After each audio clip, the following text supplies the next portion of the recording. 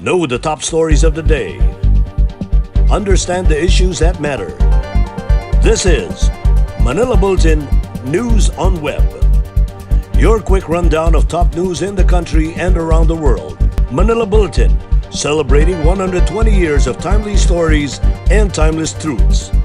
Be fully informed.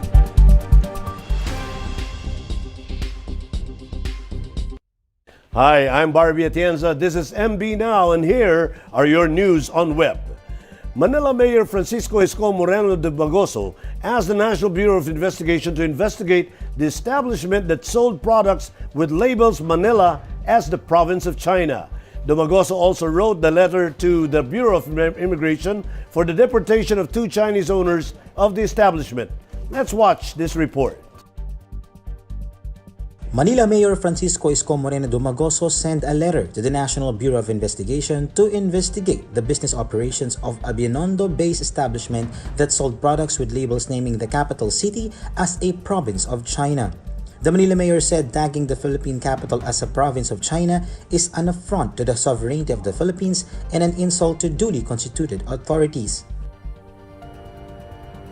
Hindi natin hahayaan ang mga superpower na yan na para bang tayo'y pinipitik-pitik na lang sa mata at ibinabaliwala nila ang soberentiya ng ating bansa.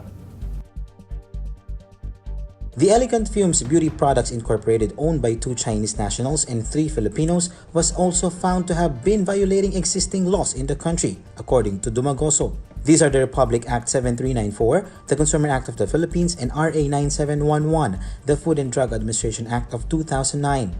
EFBPI was also said to be engaging in online selling without the necessary permits. Dumagoso also wrote to the Bureau of Immigration Commissioner Jaime Morente and sought for the deportation of Shi Chong-sing and Shi Li, the 2 Chinese owners of the establishment.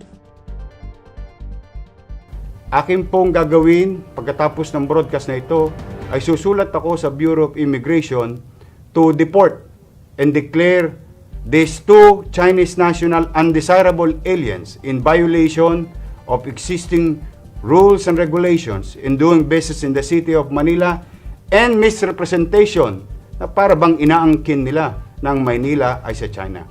Ilagay pa province of China. Hindi po ako governor ng China. Mayor po ko ng Maynila, Philippines. Yan po ang address ng Maynila. Ulitin ko. Manila, kapitolyo ng bansa. Ang bansa ay Pilipinas at ang Pilipinas ay Malaya. May sariling soberentiya. Bureau Permits Director Levi Facundo said they will revoke the permit issued to the establishment. The FDA is also set to cancel its license to operate. Puwersa ng Bayaniang Atleta Party List Representative Jericho Nograles was the first to report that the Ashley Shine Keratin Treatment Deep Repair, a Chinese hair care product, was carrying the said label. Nograles also asked the FDA and the Department of Trade and Industry to conduct investigations. Meanwhile, presidential spokesman Harry Roque brushed off the mislabeling of the Philippine capital and said no one will believe that it is a province of China. A few days ago, there were some reports of the mutation of COVID-19 in the Philippines causing alarm to the general public. But the Department of Health said there is still no reason to be fearful about the said new virus strain. Jel Santos tells us more. The reported mutation of the COVID-19 has caused alarm in the past few days, but the Department of Health said there is still a need to conduct studies to determine the potency of the supposed new virus. The D614G mutation in SARS-CoV-2, which has become the dominant strain of the virus worldwide, was recently reported to have been detected in the Philippines, causing alarm to the general public. But DOH spokesperson Maria Rosario Vergere said there is still no reason to be fearful about the said new virus strain. Itong sinasabi nila na D614G mutation, sinasabi nila may higher siya na possibility na mas transmissible siya, mas higher ang level niya na makakapag-transmit siya sa iba or infectiousness niya. Pero wala pa rin tayong ganong solid evidence to say na iyan talaga ay mangyayari nangyayari. No? So katulad ng sabi namin, Philippine Genome Center has already been authorized by the Department of Health para ituloy itong study na to so that we can get more information. So sa ngayon, ang alam pa lang natin, meron tayong dalawang strains, yung D614 at saka G614. And yung iba pang mga detalye niyan, pinag-aaralan pa lang. In its bulletin posted on August 13 that was previously submitted to the DOH, the Philippine Genome Center detected the G614 variant in all of the 9 randomly selected COVID-19 samples collected in Quezon City. And part of the articles or evidences that are coming out, studies naman na nag-mutate na daw itong strains na G614. So unang-una, kailangan maintindihan ng ating mga kababayan na itong ginawang study ng Philippine Genome Center, naka-centralized ito, no, or naka-focus siya sa Quezon City. So it might not be a representative sample for the rest of the country. Although they are trying to continue this study, malalaman natin in the coming weeks and months kung ano yung mapapakita ng study nila. D614G mutation created a lot of interest in the science community, as many scientists have designed their vaccines based on the sequences of the spike region of the virus. But Verheri reminds the public that practicing minimum health standards remains the best way to combat the COVID-19 virus. From MB Now, this is Jel Santos reporting. As the world races to develop a vaccine for the coronavirus disease 2019 or COVID-19, the Food and Drug Administration has yet to receive any application for clinical trials in the Philippines as of Friday. Under normal circumstances, it takes 45 to 60 days to approve an application for a clinical trial, while the approval of the fourth and last stage of the clinical trials takes 70 to 90 days. In an online forum, FDA's Center for Drug Regulation and Research Director Dr. Jesusa Serunay said these processes would be expedited for a COVID-19 vaccine. The Interagency Task Force for the Management of Emerging Infectious Diseases on Thursday said applications for clinical trials must first be submitted to the Vaccine Expert Panel. From there, it will then be reviewed by designated ethics boards and submitted to the FDA for review and approval for the conduct of clinical trials. Earlier, President Duterte accepted Russia's offer to conduct and fund the third phase of its COVID-19 vaccine clinical trials in the Philippines, saying that he will be the first to take a shot to ensure its safety. In Metro News, Valenzuela LGU launches own molecular serology labs. Pasig Vice Mayor auctions off sneakers, sports memorabilia to help Pasigueños. More in this report. Valenzuela has launched 2 COVID-19 laboratories that will accelerate the city's efforts in detecting virus carriers in the city through the launching of city's own molecular and serology laboratories, which will now be able to process thousands of samples per day, allowing them to immediately identify, isolate, and treat COVID-19 patients. According to Mayor Rex Gatchalian, the molecular lab will be able to run 270 PCR tests per day, while serology laboratory will be able to run some 1,300 samples daily using the Abbott machines. The local government said both laboratories are also expected to complement the operations of the 24/7 Valenzuela City Mega Contact Tracing Center, which now operates in full swing. According to the city's Public Information Office, the molecular lab is already on stage 4 of the accreditation process of the Department of Health.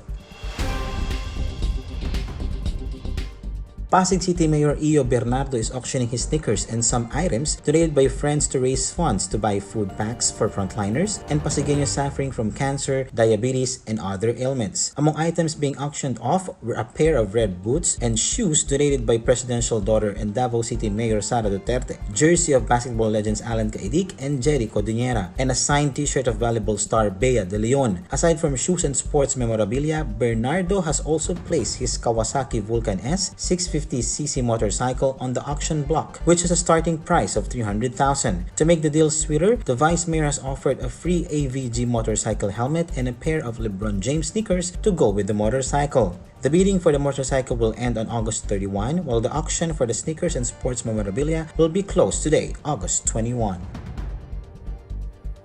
And here are the top news in other parts of the country. PIDEA destroys 13 billion pesos worth of dangerous drugs in Cavite. NGCP presents Cebu-Bohol Power Interconnection Timeline. And Davao City retains motorcycle barrier requirement. More from this report.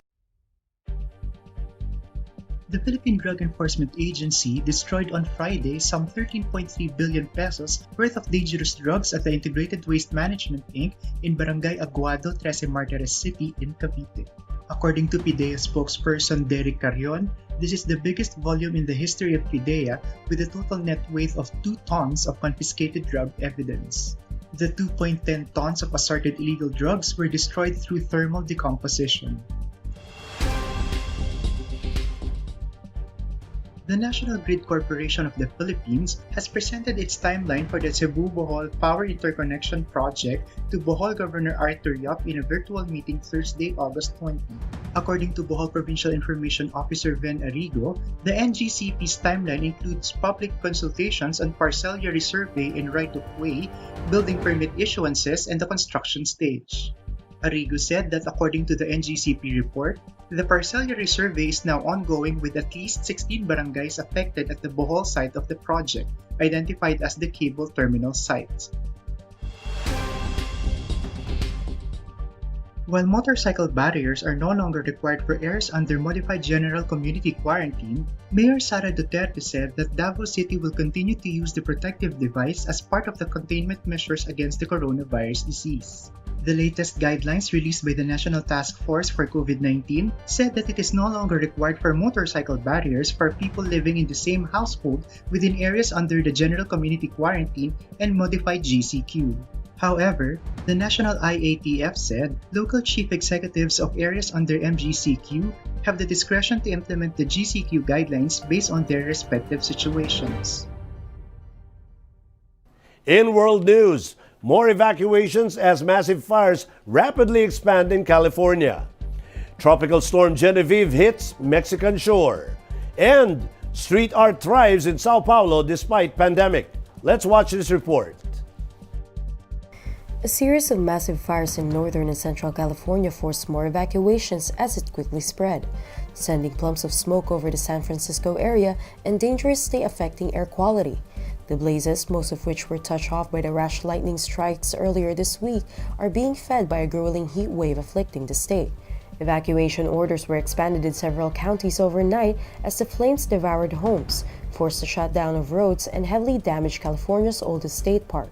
Authorities said the fires had consumed nearly 350,000 acres in the central and northern part of the state, including in the wine regions of Sonoma and Napa, which are still recovering from deadly, devastating fires in recent years.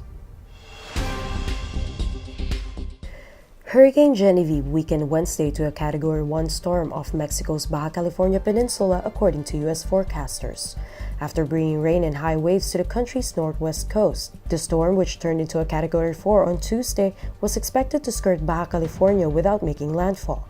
Genevieve's maximum sustained winds had eased to 150 kilometers per hour, it said, downgrading it to the weakest 5 categories on the Saffir-Simpson scale.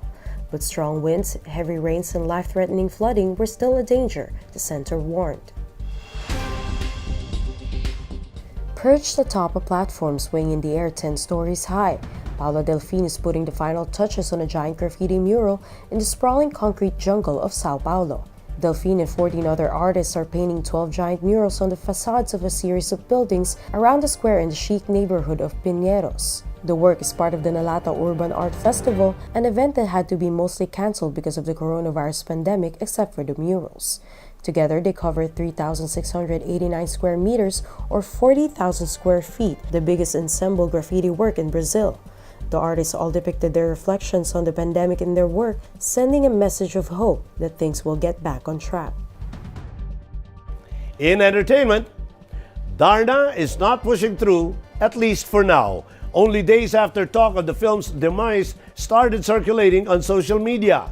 ABS-CBN announced it has indeed decided to postpone work on the film indefinitely after careful deliberation on the impact of the COVID-19 pandemic on movie production and cinemas. Because of the movie requires complex logistics, crowd shots, and fight scenes that involve physical contact, it will be difficult for the production to do the film's shoot now. Jane De Leon was selected to play the iconic role last July 2019, replacing actress Liza Soberano.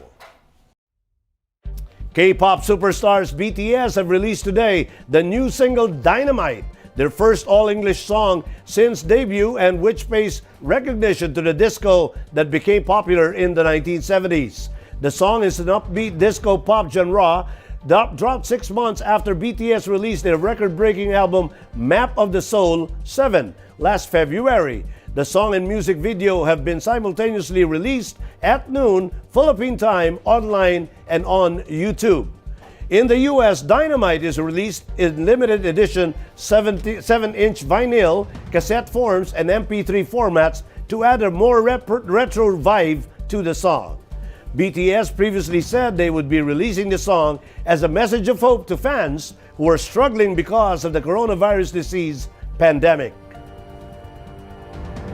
In sports, the Ala Boxing Gym will remain open for business despite the stunning decision of the promotional outfit bearing the same name to close operations. Ala made the clarification to avoid confusion in relation to the closure of the Cebu-based boxing stable that produced several boxers during its 35-year run. On its Facebook page, the famed sweatshop posted, Ala Boxing and Fitness Gym is a separate business entity than Ala Promotions. 2 gyms are located in Cebu City at Banilad and F. Cabaog Street, one in Lapu-Lapu City, while another is located at Balete Drive in Quezon City. Only the branch in Banilad is currently open according to Ala Gym. Ala made the announcement to close shop Tuesday due to the effects of the COVID-19 pandemic, coupled with the failure of broadcast partner ABS-CBN to secure a franchise renewal from Congress. During its run, Ala Promotions produced the likes of Edito Villamor, brothers Jason and Albert Pagara, Arthur Villanueva, Jonas Sultan, Merlito Sabilio, Milan Melindo, and 4-division world champion Donnie Nietes. And those are the news on Web today, August 21, 2020. Get your copy of Manila Bulletin newspaper tomorrow for more news and details, or log on to www.mb.com.ph.